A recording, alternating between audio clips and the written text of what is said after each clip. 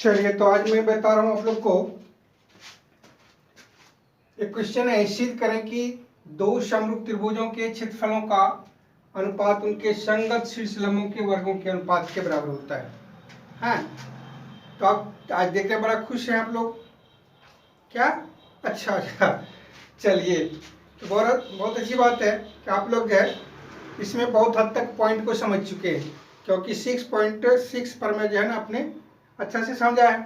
ठीक है, तो देखिए दो समरूप त्रिभुजों का है, तो ले लेते हैं हम एक समरूप त्रिभुज ए बी सी और दूसरा समरूप त्रिभुज, ये उसका समरूप जो है दूसरा त्रिभुज ले लेते हैं पी क्यू आर। ठीक, तो माना कि ए बी सी और पी क्यू आर दो ऐसे, या सीधा लिखो दो समरूप त्रिभुज है। और जब समरूप हो जाता है तो आप लोग समझ चुके हैं कि संगत कोण बराबर होती है। तो कोण ए बराबर कोण पी हो गया, और कोण बी बराबर कोण क्यू, और कोण सी बराबर कोण आर। एवं और क्या होता है? संगत भुजा। हाँ, क्या होता है? संगत भुजा जो है वो समानुपाती होती है। तो ए बी बटे पी क्यू, बी सी बटे क्यू आर और ए सी बटे पी आर। ठीक है, ये जब त्रिभुज समरूप होता है तो ये हम लोग को जो है आ जाता है कि संगत कोण जो बराबर होता है और संगत भुजा जो है समानुपाती या एक ही अनुपात में होता है या समान अनुपात में होता है। ठीक है, ये हम लोग को जो है दिया हुआ है, इसलिए हमने कल्पना कर ली इसकी। अब जो है कहता है तो सिद्ध करें, क्या कह रहा? सिद्ध करें कि इस त्रिभुज के क्षेत्रफल का अनुपात एरिया ऑफ त्रिभुज A B C by area of त्रिभुज पी क्यू आर का क्षेत्रफल का अनुपात जो है इसके संगत शीर्षलंब। तो अभी हमने इसमें शीर्षलंब नहीं डाला है, तो शीर्षलंब डाल देते हैं। ए से ए डी और पी से पी एम कर देते हैं, तो किसके बराबर हो जाएगा? ए डी स्क्वायर बटे पी एम के स्क्वायर के बराबर। इतना हम लोग को सिद्ध करना है। तो इसमें हमने क्या किया, रचना में ए डी लंब बी सी एवं पी एम लंब क्यू आर डाला या खींचा। ठीक, यहां तक हमने रचना में कर दिया। अब हम लोग को जो है यहां तक समझने में कोई दिक्कत नहीं है क्या? कोई दिक्कत? तो देख लीजिए, यहां तक कोई दिक्कत अगर है तो पूछिए, उसके बाद यह फिर हम लोग जो है आगे चलेंगे।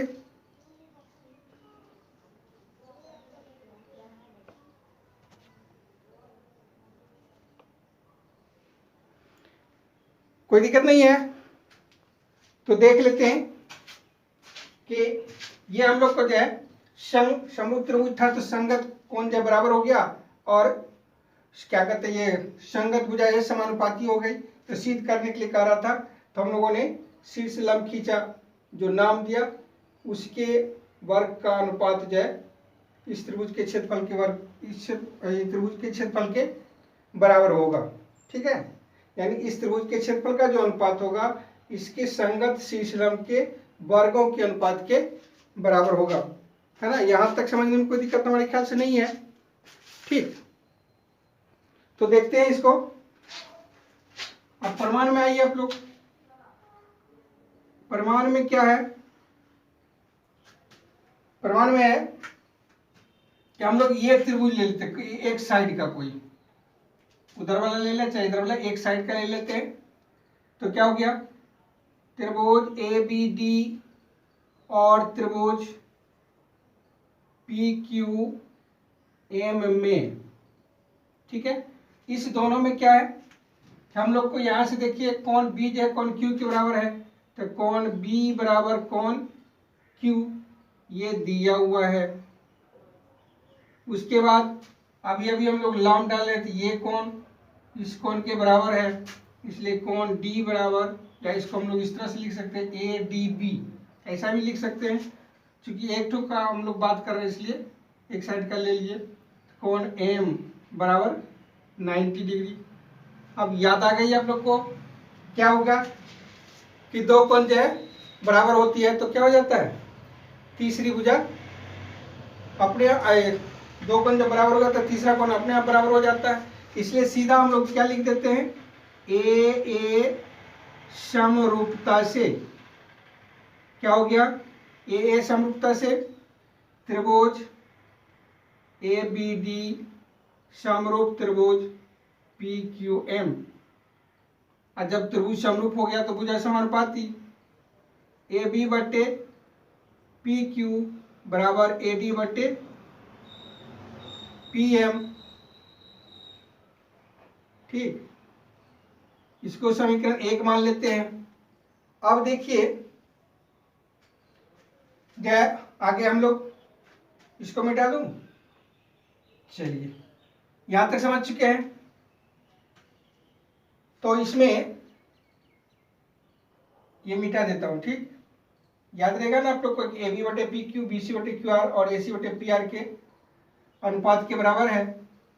तो चलिए ठीक है, तो क्या किया हमने, अब ले लेते हैं एरिया ऑफ त्रिभुज ए बी सी बटे एरिया ऑफ त्रिभुज पी क्यू आर। इसमें क्या हो जाता है, 1/2 आधार, आधार हम लोग का है बी सी और ऊंचाई हो गया ए डी, इसमें आधार हो गया हम लोग का क्यू आर और ऊंचाई हो गया पी एम। ठीक है, तो यहाँ देखिए हाफ हाफ तो कैंसिल हो सकता है। अब यहाँ पर जो है आप लोग को दिमाग लगाना है, क्या लगाना है कि बी सी बटे क्यू आर जो है आप लोग का किसके बराबर था, ए सी बटे पी क्यू का, या ए बी बटे पी क्यू का, नहीं ए बी बटे पी क्यू का या ए सी बटे पी आर का। तो हम लोग को जो है क्या करना है, यहाँ पर जो है इसको थोड़ा सा अगर हम लोग आगे बढ़ाएं तो क्या हो जाएगा, या इसी समीकरण को थोड़ा सा आगे बढ़ा देते हैं। ए बी बटे पी क्यू जो है किसके बराबर है, बी सी बटे क्यू आर का, इधर ए डी बटे पी एम हो गया। इसको समीकरण 1 मान लेते हैं, अपने आप हो जाएगा। नहीं, बी सी बटे क्यू आर के बदला हम लोग क्या दे देंगे, बी सी बटे क्यू आर किसके बराबर है, ए डी बटे पी एम का। यहाँ पर दे देते हैं बी सी बटे क्यू आर के बदला में ए डी बटे पी एम, इधर जो है ए डी बटे पी एम है ही नहीं, तो क्या हो गया, इतना जो हम लोग को A D Guna A D square हो गया। अर्थात एरिया ऑफ त्रिभुज ए बी सी बटे एरिया ऑफ त्रिभुज पी क्यू आर जो है वह किसके बराबर हो गया, ए डी स्क्वायर बटे पी एम का स्क्वायर। यही हम लोग को प्रूव करना था। तो हमारे ख्याल से इसमें तो कोई ज़्यादा दिक्कत नहीं होगी, इसलिए कि आप लोग पहले से कह रहे थे कि इसमें जो है बहुत हद तक हम लोग समझ रहे हैं सर जी, है ना। तो आपने देखा इसको क्या हो गया कि ये त्रिभुज का क्षेत्रफल पर रखे, उसके बाद जो हमने ए बी बटे पी क्यू को लाया था, ए बी बटे पी क्यू जो है वो बी सी बटे क्यू आर के बराबर था या ए सी बटे पी आर के बराबर था। हमको इसकी जरूरत थी, इसको हमने यहाँ पर लाया, समीकरण 1 मान लिया और यहाँ पर रख दिए बी सी बटे क्यू आर और ए डी बटे पी एम। तो बी सी बटे क्यू आर के बदलाव जो है ए डी बटे पी एम दिया, ए डी बटे पी एम था ही। इस प्रकार से जाइए क्या हो गया, सिद्ध हो गया। यहाँ पर आप लिख सकते हैं ये कहाँ से आया, तो समीकरण 1 से आया नहीं, इसलिए 1 लिख दीजिए यहाँ पर, और इस प्रकार से ये जो हमारा प्रूव हो गया। ठीक है, तो देख लीजिए कहीं कोई प्रॉब्लम है तो बोलिए।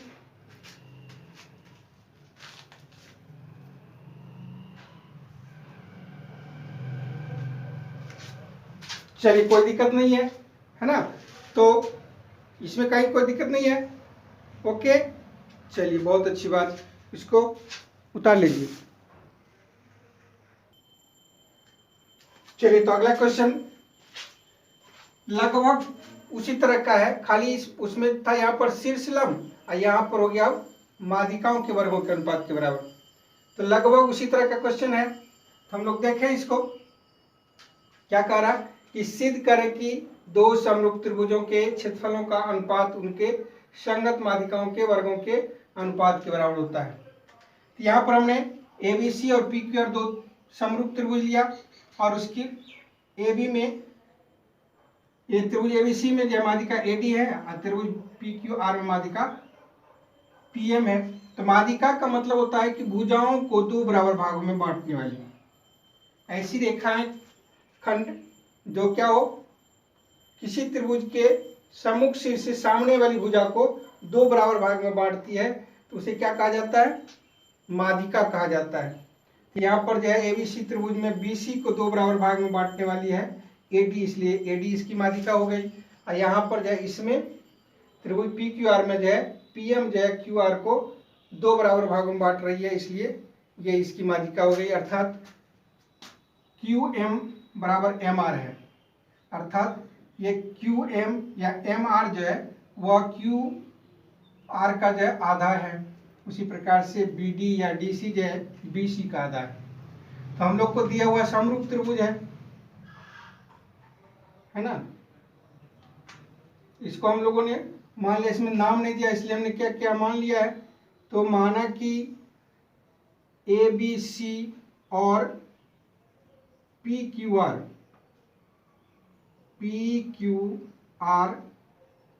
दो समरूप त्रिभुज है, ठीक। और जैसे ही समरूप होता है तो क्या हो जाता है, कौन जो है संगत कौन बराबर हो जाती है, कौन A बराबर कौन P, कौन B बराबर कौन Q और कौन C बराबर कौन R, ये तो आप लोग जानते आ रहे हैं। और क्या होता है, हाँ, और क्या होता है, संगत भुजा जो है समानुपाती होती है। तो चलिए AB बटे PQ बराबर AC बटे PR बराबर BC बटे QR, ये हम लोग को जो है इस प्रश्न के अनुसार दिया हुआ है। तो हम लोग को सिद्ध करना है क्या, तो सिद्ध करना है कि क्या करना है, एरिया ऑफ त्रिभुज ABC बटे एरिया ऑफ त्रिभुज PQR बराबर AD का स्क्वायर माध्यिका बटे PM का स्क्वायर, ये हम लोग को सिद्ध करना है ना। चलिए इसमें देखिए आप लोग, यहाँ तक कोई दिक्कत है क्या, है ना, नहीं है। तो चलिए इसको हम लोग जो है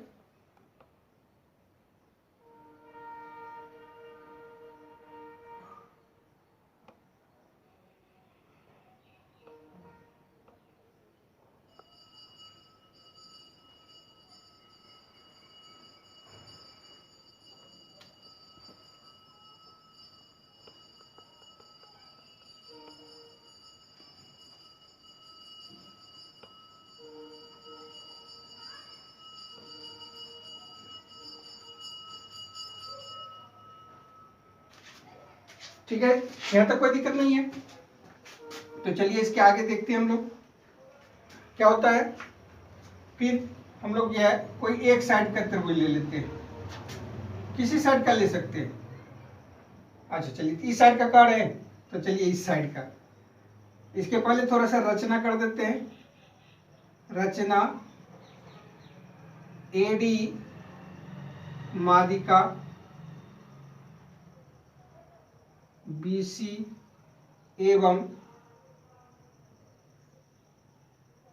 PM माध्यिका QR खींचा,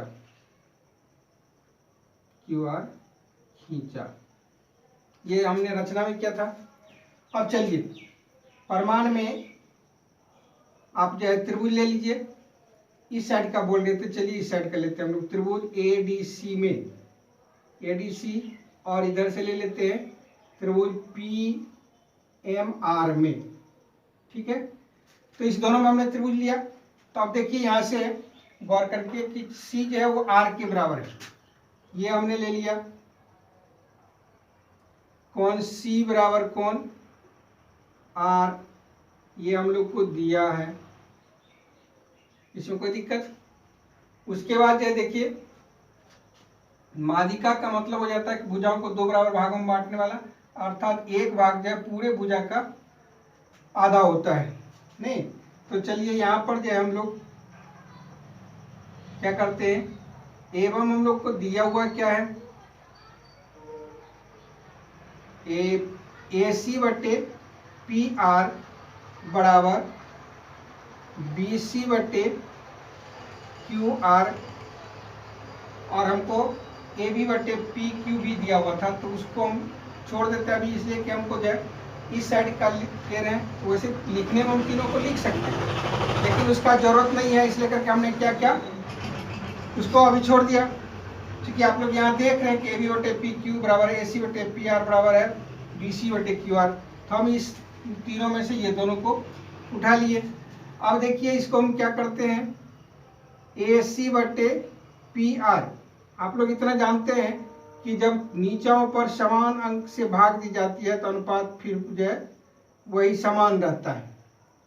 लेकिन हम लोग को इससे क्या प्राप्त हो गया, इससे क्या प्राप्त हुआ कि ए सी बटे पी आर बराबर प्राप्त हो गया, बी सी का आधा हो गया डी सी या बी डी, तो हम लोग इस साइड कर रहे हैं इसलिए डी सी कर दिया, और क्यू आर का आधा जो है क्यू एम या एम आर होता है, इधर से हम ले लिए एम आर। ठीक है, अब देखिए क्या हो गया, त्रिभुज में आप लोग प्रमेय नंबर 6 से भी आप लोग जो है कर चुके हैं कि अगर दो समरूप त्रिभुज है तो संगत उसका क्षेत्रफल का अनुपात जो है संगत भुजाओं के वर्गों के अनुपात के बराबर, तो उसके आधार पर इसको हम बैठा देते हैं। यहां से लिखे क्या, अच्छा चलिए इसको जल्दी कीजिए। ठीक,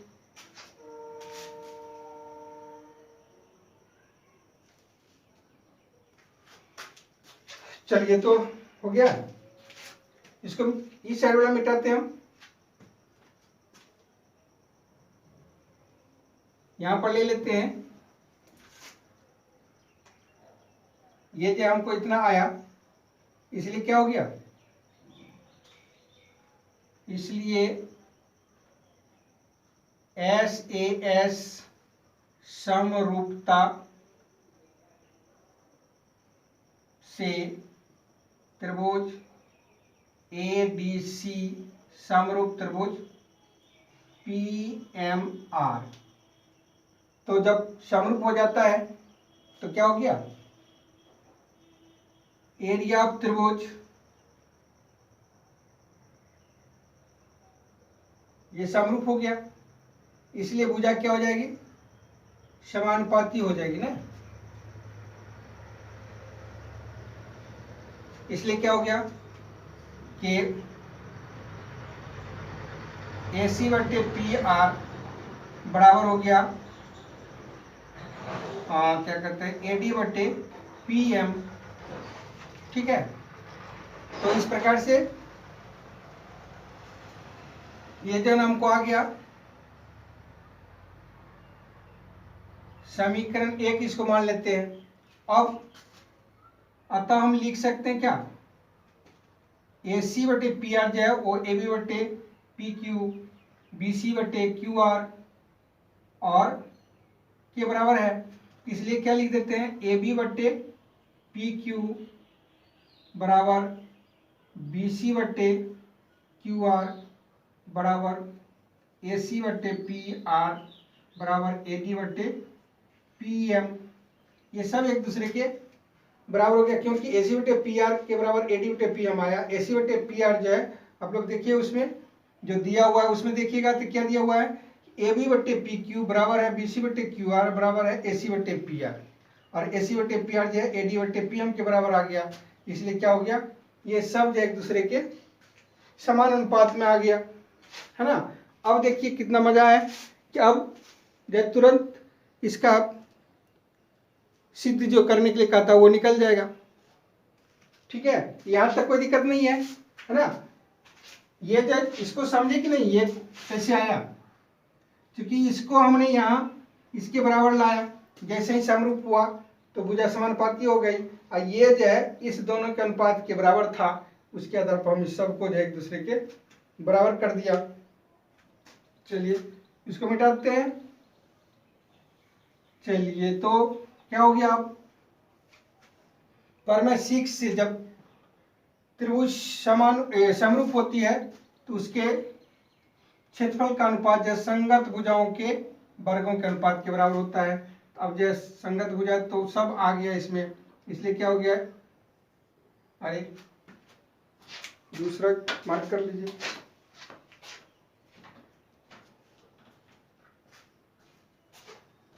चलिए मार्कर सट गया था, तो क्या हो गया, एरिया ऑफ त्रिभुज ए बी सी बटे एरिया ऑफ त्रिभुज पी क्यू आर बराबर क्या हो गया, संगत भुजा। तब भुजा तो सब संगत में था ही बराबर, एक मादिका के लिए कर रहा था तो मादिका भी इसके बराबर हो गया, इसलिए क्या हो गया, मादिका का स्क्वायर कर देते हैं, पीएम का स्क्वायर प्रमेय 6.6 से। तो यही हम लोग को जो प्रूव करने के लिए था, इस प्रकार से यह भी प्रूव हो गया। समझ गया इसको, यही पर समझना था थोड़ा सा कि चूंकि AC जो है वो इस दोनों के अनुपात के बराबर था, AC बटे PR जो है इस दोनों के अनुपात के बराबर था, तो जैसे ये इस दूसरे के बराबर आया तो इस सबको हम एक दूसरे के बराबर कर दिए। और समरूप त्रिभुज में क्या होती है, इसके क्षेत्रफलों का अनुपात जो है संगत भुजाओं के वर्गों के अनुपात के बराबर होता है, तो संगत भुजा के अनुपात में जो है मादिका भी आ गई, इसलिए हमने इस पर मादिका संगत भुजा के बदला में मादिका को बैठा दिए, और जो कर रहा था सिद्ध करने के लिए वो हो गया। अब बताइए इसमें कहीं कोई दिक्कत नहीं ना, चलिए अच्छी बात है। तो इस दोनों को आप लोग कर लेंगे और मजे से जो है इसको खाली ध्यान में रखेंगे तो फिर जो है कहीं कोई दिक्कत नहीं होगी। जैसे कॉन्सेप्ट ये हमेशा क्लियर रखना है, ठीक है। चलिए देख लीजिए इसको।